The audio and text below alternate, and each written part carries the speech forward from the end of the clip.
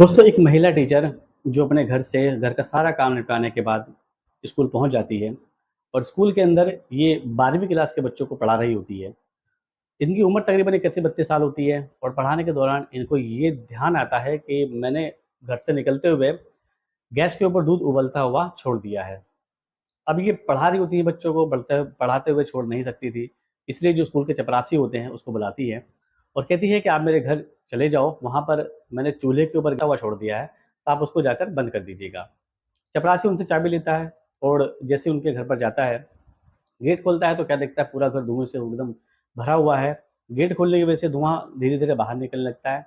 जब थोड़ा वहाँ का घर का माहौल ठीक हो जाता है, तो ये इधर-उधर देखता है, तो अचानक इसकी नज़र एक ऐसी चीज़ के ऊपर पड़ती है, जिस चीज़ को देखकर ये लड़का हैरान हो जाता है और हैरान होने के बाद वहाँ से इसकी ज़िंदगी पूरी तरीके से बदल जाती है। दोस्तों, ये बात है उत्तर प्रदेश की, जहाँ एक मैडम 31-32 साल जिनकी उम्र, जिनका नाम गीता होता है, स्कूल के जस्ट 3 से या 4 किलोमीटर की दूरी पर वो एक कमरा किराए पे लेकर वहाँ से बच्चों को पढ़ाने का काम कर रही थी। एक दिन ये अपने घर से स्कूल आती है 6 बच्चों को पढ़ाने के लिए और पढ़ाते हुए इनको ये ध्यान आता है कि आज घर से निकलते हुए वक़्त मैंने दूध को उबलता हुआ गैस के ऊपर छोड़ दिया है। इतना ध्यान उसको आते ही अब वो सोचती है कि मैं बच्चों को यहाँ पे पढ़ा रही हूँ, मैं घर जा नहीं सकती। तो इतने में वो तुरंत जो स्कूल के चपरासी होते हैं, उनका नाम होता है मिस्टर मोहित। वो मोहित को बुलाती है और वहाँ की चाबी देती है अपने रूम की और कहती है कि मेरे घर चले जाओ और वहाँ पर मैंने गैस के ऊपर दूध उबलता हुआ छोड़ दिया, आप इसे बंद कर देना। मोहित तो वो चाबी लेकर उनके घर चला जाता है। गेट खुलता है तो क्या देखता है कि पूरा घर धुएँ से भरा हुआ है और दूध जो है वो एकदम जल चुका है और वो जो बर्तन था वो एकदम काला हो चुका है। बहरहाल ये किसी तरह गैस को बंद कर देता है और बंद करने के बाद थोड़ी देर में जब गेट खुला हुआ होता है कि सारा सारा धुआं बाहर निकल जाता है। वो देखता है कि घर के अंदर ज़्यादा कुछ सामान है नहीं, क्योंकि भले ही इनकी सैलरी 60-70 हज़ार रुपये थी, लेकिन घर के अंदर वही छोटा-सा एक सामान, एक बेड, एक अलमारी और हर एक चीज़ें, जो भी चीज़ें वहाँ पर वो करीने से लगी हुई थी और कुछ किताबें थी जो इंग्लिश के अंदर थी, जो वहाँ पर लगी हुई थी। ये सोचता है इतनी इनकी सैलरी है, लेकिन घर का सामान देखो कितना सिंपल सा है। बात वो इनके अंदर सोच ही रहा था, फिर सोचता है कि अब ये बर्तन तो काला हो ही गया है, मैडम आएगी उनको भी धोना पड़ेगा, इसलिए मैं ही धो देता हूँ। वो उस बर्तन को धो देता है और धोने के बाद घर की पूरी साफ-सफाई वगैरह करने के बाद आकर बेड के ऊपर एक बैठ जाता है। जैसे ही वो बेड के ऊपर बैठता है, तो बेड के जस्ट साइड में एक चीज़ पर उसकी नज़र पड़ती है। वो चीज़ होती है एल्बम। एल्बम के अंदर ये देखता है कि मैडम जो आज 31-32 साल की हो गई, तकरीबन 24 से 25 साल की उस टाइम पर होगी, जब इनका ये फ़ोटो यहाँ पर रखा हुआ था और साथ में एक लड़का होता है। वो ना चाहते भी उस फ़ोटो को उठाता है और फ़ोटो को उठाने के बाद सारी फ़ोटो उसके अंदर की देख लेता है और देखने के बाद ये सोचता है कि शायद इस लड़के ने मैडम को धोखा दे दिया है, इसलिए मैडम यहाँ पर अकेली रहती हैं और ये लड़का अपनी ज़िंदगी कहीं और बिता रहा है। बहरहाल ये बात मन में सोचकर वो उस एल्बम को वहीं पर रख देता है और वापस ताला वगैरह लगाकर इसके स्कूल आ जाता है और चाबी मैडम को दे देता है। मैडम उसका धन्यवाद कहती है। जब मैडम अपने बच्चों को पढ़ाई करने के बाद, स्कूल छुट्टी होने के बाद जब अपने घर जाती है, तो क्या देखती है, ये सब सामान एकदम सही तरीके से लगा हुआ है, घर की साफ-सफाई हो रखी है और जो गैस के ऊपर बर्तन रखा हुआ था, ये भी धुला-धुलाया रखा हुआ होता है। ये मन ही मन उस मोहित का शुक्रिया अदा करती है, उसका धन्यवाद अदा करती है। अगले दिन ये स्कूल जाती हैं और स्कूल में पहुँचने के बाद जब लंच होता है, लंच के बाद इन मैडम का जो एक पीरियड होता है वो खाली होता है। वो बैठी होती हैं ऑफ़िस के अंदर, मोहित इतने में चाय लेकर आता है और वो उसे कहती हैं कि मोहित, कल जो तुमने काम करा उसके लिए धन्यवाद, इतना काम करने की क्या ज़रूरत थी, झाड़ू वगैरह लगाने की क्या ज़रूरत थी, साफ-सफाई करने की क्या ज़रूरत थी? तो मैडम ने कहा, मैडम मैंने कोई बड़ा काम नहीं करा है, छोटा-सा काम है, कोई बात नहीं।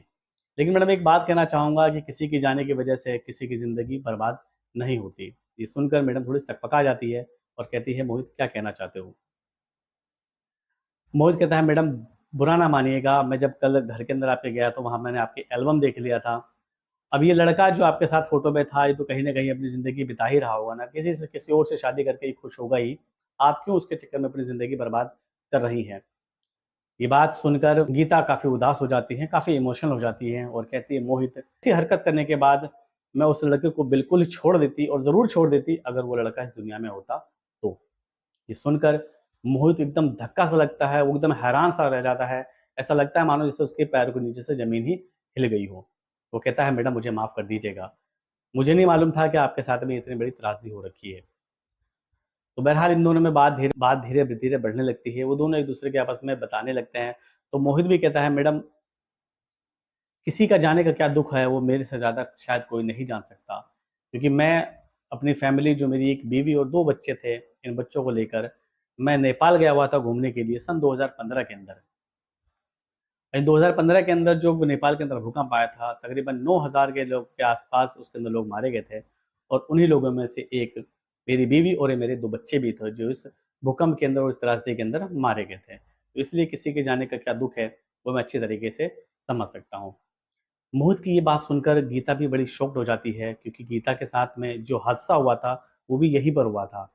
तो वो भी ये बताती है कि मोहित, मेरे साथ जो त्रासदी हुई है, वो भी नेपाल के अंदर हुई त्रासदी का ही हिस्सा है, क्योंकि जिस लड़के से मैं प्यार करती थी उसका नाम धनंजय था, और हम दोनों की शादी फिक्स हो गई थी। और शादी फिक्स होने से पहले हम लोगों ने प्लान करा था कि चलो हम थोड़ा वहाँ नेपाल घूम कर आते हैं। तो मैं धनंजय के साथ में नेपाल गई थी घूमने के लिए, और उसी त्रासदी के अंदर मेरा ये धनंजय मुझसे हमेशा के लिए जुदा हो गया। बहरहाल इन दोनों की कहानी बड़ी ही सेम सी होती है, दोनों ही एक दूसरे के प्रति सहानुभूति जताने लगते हैं। दोनों के साथ में यूँ हुई ये त्रासदी, तकरीबन 4 साल हो चुका था इस त्रासदी को बीते हुए, और दोनों ही अभी तनहा रह रहे थे। इन कहानी के बाद जब दोनों एक दूसरे के बारे में बताते हैं, तो ये दोनों एक दूसरे से काफ़ी क्लोज़ हो जाते हैं और काफ़ी एक दूसरे के साथ में बातचीत करने लगते हैं।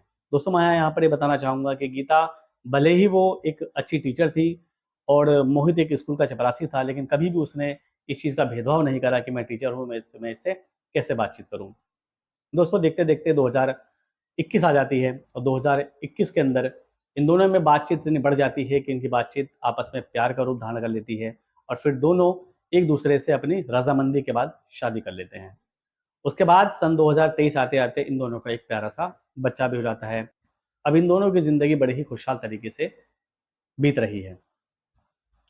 दोस्तों, नियति को क्या मंज़ूर है, किस्मत में क्या लिखा है, किसी को मालूम नहीं। गीता और मोहित का किस्मत में एक दूसरे से मिलना लिखा हुआ था, इसलिए इतनी त्रासदी होने के बाद भी ये लोग आखिर आपस में मिलकर रहे। तो आज की इस कहानी के अंदर इतना ही। ये कहानी आपको कैसी लगी, या अगर आप कुछ इस कहानी के बारे में कहना चाहते हैं, तो कमेंट कर ज़रूर बताइएगा।